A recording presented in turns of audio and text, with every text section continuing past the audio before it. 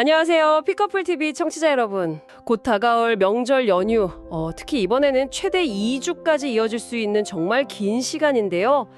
이 기간 동안 건강, 특히 체중 관리에 대한 고민, 이걸 담긴 자료들을 많이 보내주셨어요. 어떻게 하면 연휴를 잘 즐기면서도 몸의 균형을 유지할 수 있을까?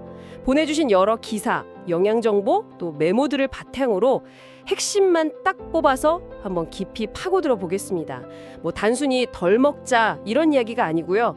자료들 속에서 저희가 찾아낸 그 실질적이고 좀 흥미로운 정보들 같이 살펴보시죠. 네, 보내주신 자료들을 쭉 분석해보니까요. 결국 명절 기간 건강관리의 핵심은 역시 영양균형하고 건강한 식습관. 네, 이 두 가지로 귀결되더라고요. 그렇죠. 근데 그 접근 방식이 중요해요.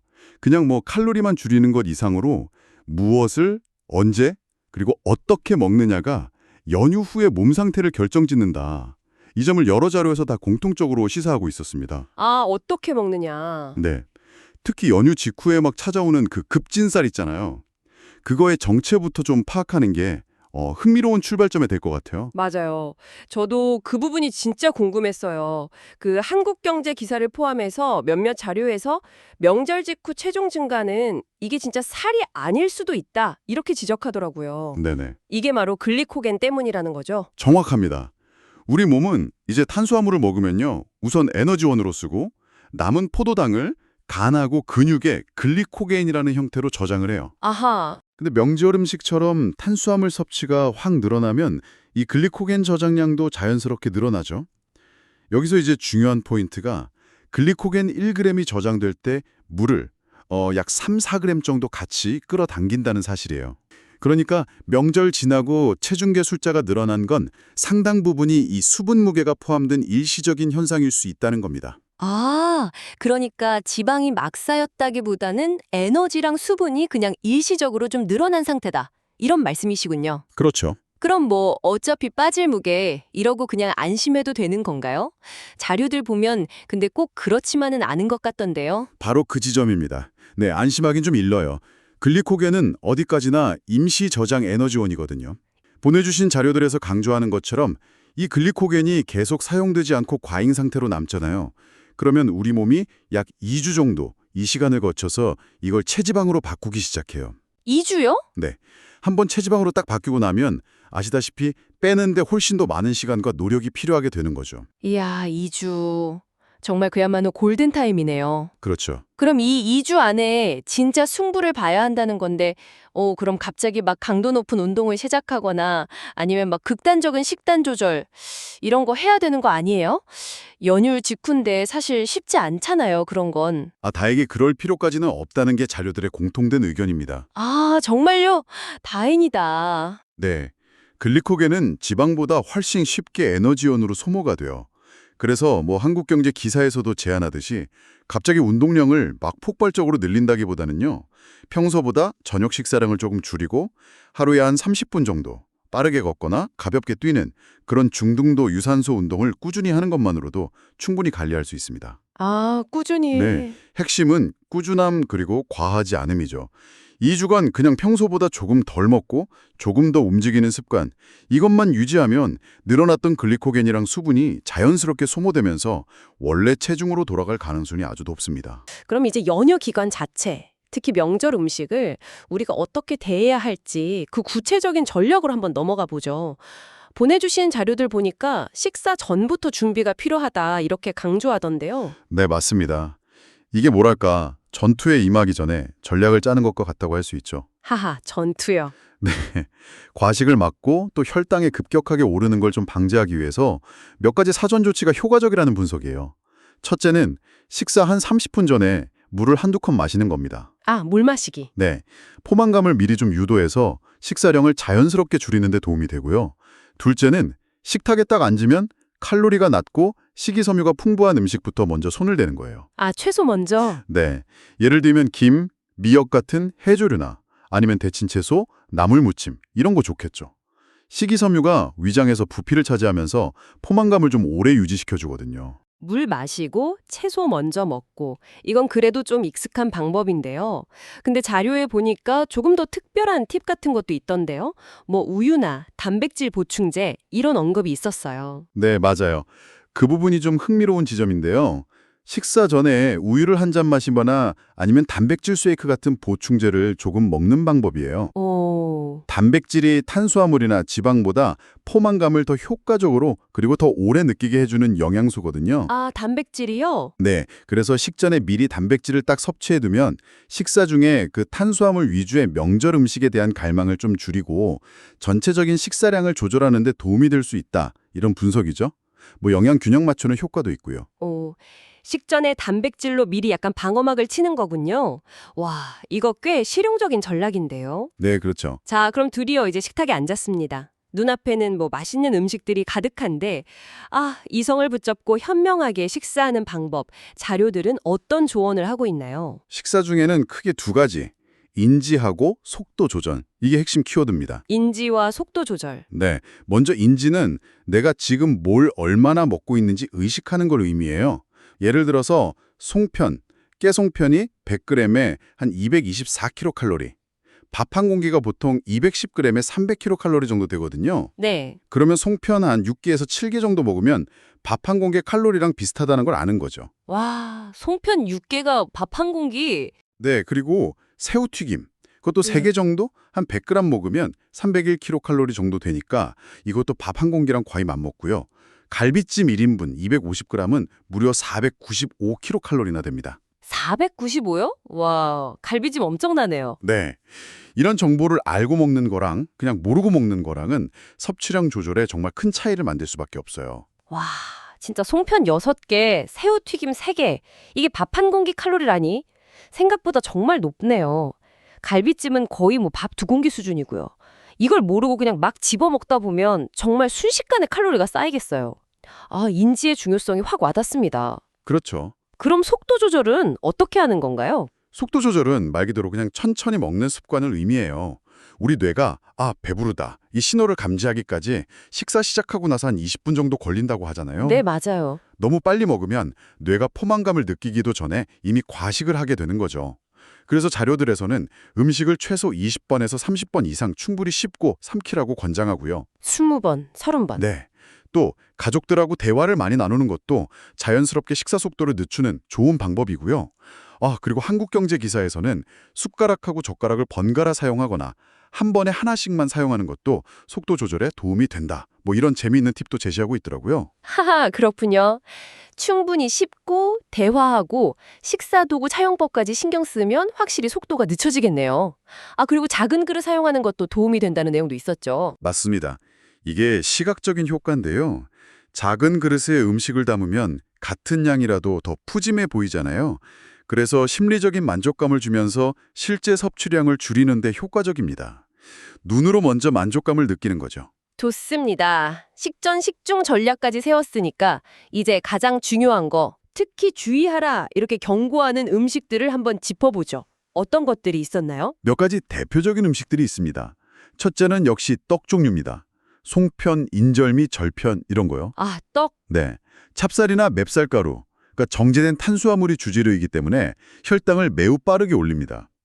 깨송편 100g, 한 4, 5개 정도 될 텐데 이게 224kcal, 콩송편은 210kcal 정도고요. 생각보다 높네요, 이것도. 네, 맛있다고 서너 개만 집어먹어도 밥 반 공기 칼로리를 그냥 훌쩍 넘기는 셈이죠. 특히 혈당 관리가 필요한 분들은 섭취량에 각별히 유의해야 한다고 자료들은 경고하고 있습니다. 네, 떡은 정말 조심해야겠네요.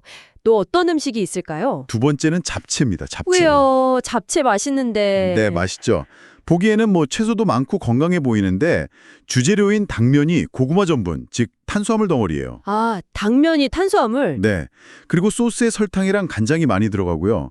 그 그린스토어 자료에 따르면 잡채 1인분 150g의 나트륨 함량이 약 660mg 정도예요. 이게 하루 권장량의 3분의 1에 덜합니다. 와, 나트륨이요. 네, 칼로리도 높지만 혈당 스파이크하고 나트륨 과다 섭취가 더 문제가 될 수 있는 거죠. 와, 잡채가 진짜 의외의 복병이네요. 나트륨 함량이 그렇게 높을 줄은 몰랐어요. 세 번째는 튀김류입니다. 새우튀김 100g에 301kcal, 오징어 튀김 100g에 308kcal. 이런 것들은 기름을 듬뿍 흡수해서 칼로리가 매우 높고 지방 함량도 상당하죠.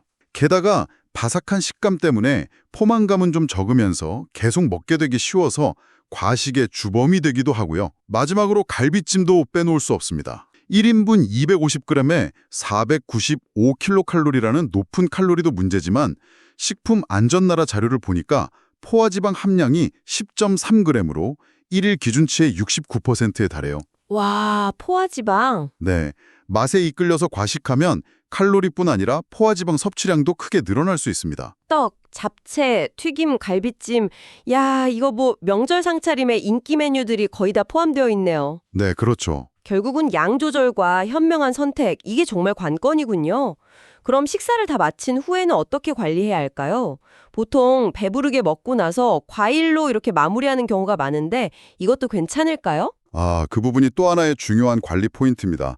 한국경제 기사를 포함해서 여러 자료에서 식후 즉시 먹는 과일이나 디저트, 이거는 피하라고 조언해요. 아, 바로 먹는 거 안 좋군요. 네, 이미 식사를 통해서 혈당이 높아진 상태에서 추가로 당분을 섭취하면 혈당이 더욱 치솟고 이건 인슐린 분비를 과도하게 자극해서 몸이 에너지를 소비하기보다는 지방으로 저장하려는 경향을 강하게 만듭니다. 즉, 체지방 합성을 촉진하는 거죠. 과일도 당분이 많으니까 당연히 예외가 아니군요. 자료 중에 보니까 사과 한 조각이 밥 13공기 칼로리다 이런 내용도 있었는데 이게 같은 맥락이겠네요. 맞습니다. 과일은 비타민, 미네랄, 식이섬유 이런 좋은 영양소도 많지만 과당 형태의 당분 함량 또한 무시할 수가 없거든요. 그렇죠. 따라서 식사를 배부르게 마친 직후보다는 식후 한 2-3시간 정도 지나서 좀 출출할 때 간식으로 소량 섭취하는 것이 좋습니다. 혹은 과일에 포함된 소화효소나 유기산의 이점을 살리고 싶다면 오히려 식전에 소량 먹는 것이 혈당 관리 측면에서는 더 나을 수도 있고요. 자, 지금까지 식전, 식중, 식후 관리법, 그리고 음식 선택 가이드까지 쭉 살펴봤는데요. 근데 애초에 명절 음식을 준비할 때부터 조금 더 건강하게 조리하는 방법? 이것도 중요할 것 같습니다. 관련해서 자료들에 어떤 팁들이 있었나요? 네, 조리법 개선은 칼로리하고 나트륨을 줄이는 가장 근본적인 방법 중 하나죠. 보내주신 자료들을 바탕으로 몇 가지 실용적인 팁을 정리해 볼 수 있습니다. 첫째, 전을 부칠 때는요, 앞서 살펴본 것처럼 가급적 채소, 두부, 버섯 이런 걸 주 재료로 활용하고 밀가루나 부침가루 반죽은 최대한 얇게 입히는 것이 좋습니다. 아, 얇게. 네, 기름을 넉넉히 두르기보다는 팬을 살짝 코팅하는 정도로만 사용하고 부친 후에는 키친타올로 꼭 눌러서 기름기를 제거하는 것이 중요하고요. 데울 때는 다시 기름 두르지 말고 오븐이나 에어프라이어, 전자레인지 이용하는 것이 좋고요. 네네. 둘째, 육류 요리는 튀기거나 볶든 대신에 굽거나 삶거나 찌는 방식, 이걸 우선적으로 고려해야 합니다. 닭고기나 오리고기는 껍질이랑 기름 제거하고 살코기 위주로 사용하고 갈비찜 같은 경우도 눈에 보이는 지방은 최대한 제거하고 조리하는 것이 좋습니다. 아, 지방 제거. 네, 셋째, 나물을 조리할 때는 기름에 볶은 대신 살짝 데쳐서 무치는 방식을 선택하고 참기름이나 들기름, 소금, 설탕 사용량을 의식적으로 줄이는 노력이 필요합니다. 네, 조리법만 조금 신경 써도 확실히 부담을 덜 수 있겠네요. 그렇죠. 지금까지 주로 음식과 관련된 내용들을 쭉 살펴봤는데 그 외에 연휴 기간 동안 건강 관리를 위해서 좀 신경 써야 할 점들이 있다면 어떤 것들이 있을까요? 자료들에서 공통적으로 언급된 부분들이 있었던 것 같은데요. 네, 음식 외적인 생활 습관 관리도 매우 중요합니다. 첫째는 역시 수분 섭취입니다. 아, 또 물이군요. 네, 식전에 물 마시는 것뿐만 아니라 연휴 기간 내내 의식적으로 물을 충분히 마시는 것이 좋습니다. 하루에 한 1.5리터에서 2리터 정도의 물은 신진대사를 원활하게 하고 노폐물 배출을 돕고 때로는 그 가짜 배고픔 있잖아요. 그걸 달래주어서 불필요한 간식 섭취를 막는 데도 도움이 됩니다. 물 마시기는 정말 기본 중에 기본이면서도 진짜 중요한 부분이군요. 네. 둘째는 수면 관리입니다. 연휴라고 막 밤늦게까지 TV 보거나 활동하다 보면 수면 패턴이 불규칙해지기 쉽잖아요. 그렇죠. 맨날 그렇죠. 네, 수면 부족이나 불규칙한 수면은 식욕 조절 호르몬, 렙틴이나 그렐린, 이 균형을 깨트려서 식욕을 증가시키고 특히 고탄수화물, 고지방 음식에 대한 갈망을 높일 수 있습니다. 가급적이면 평소에 수면 시간을 유지하려고 노력하는 것이 좋습니다. 아, 연휴 때 잠자는 시간이 들쑥날쑥해지기 쉬운데 이것도 식욕이랑 관련이 있었군요. 네, 마지막으로 활동량에 대한 언급도 있었죠? 네네. 맞습니다. 명절에는 아무래도 앉거나 누워있는 시간이 길어지기 쉬운데요. 뭐 거창한 운동이 아니더라도 활동량을 유지하는 것이 중요합니다. 식사 후에 바로 앉거나 눕지 않고 가볍게 집안일을 하거나 아니면 가족들하고 같이 동네 한 바퀴 산책하는 것만으로도 큰 도움이 됩니다. 아, 산책 좋죠. 네. 엘리베이터 대신 계단을 이용하거나 가까운 거리는 좀 걸어가는 등 일상 속에서 조금이라도 더 움직이려는 노력이 필요합니다. 이런 가벼운 활동들이 모여서 소화를 돕고 칼로리 소모에도 기여하고 또 연휴 후 골든타임 관리에도 긍정적인 영향을 미칩니다. 그렇군요. 와, 오늘 보내주신 자료들을 바탕으로 명절 기간 건강관리법을 정말 깊이 있게 살펴봤습니다. 네. 핵심을 정리해보면 결국 단순히 안 먹는 것이 아니라 어떻게 먹고 어떻게 움직이는가에 대한 지혜, 이게 필요하다는 거네요. 맞습니다. 특히 명절 직후 늘어난 체중의 상당 부분이 글리코겐과 수분이고 이걸 지방으로 전환시키지 않는 그 2주 골든타임 관리의 중요성, 이게 정말 인상 깊었습니다. 네, 그렇죠. 그리고 뭐 식전 단백질 섭취나 음식별 칼로리 인지, 식후 과일 섭취 타이밍, 건강한 조리법 같은 구체적인 팁들도 바로 적용해 볼 만하고요. 맞습니다. 결국 연휴 기간의 건강 관리는 의식적인 선택의 연속이라고 할 수 있습니다. 의식적인 선택. 네. 어떤 음식을 얼마나, 어떻게 먹을지, 그리고 얼마나 움직일지를 매 순간 조금만 더 생각하는 것이죠. 오늘 함께 분석한 정보들이 단순히 이번 명절뿐만 아니라 앞으로 여러분께서 건강한 식습관을 만들어 나가는 데 있어서 작지만 좀 의미 있는 기준점이 되기를 바랍니다. 네, 오늘 분석이 정말 연휴를 더 건강하고 즐겁게 보내는데 실질적인 도움이 되었으면 좋겠습니다. 저희가 오늘 준비한 이야기는 여기까지입니다. 보내주신 자료 덕분에 저희도 함께 정말 유익한 정보들을 살펴볼 수 있었습니다. 건강하고 풍요로운 명절 보내시길 바랍니다.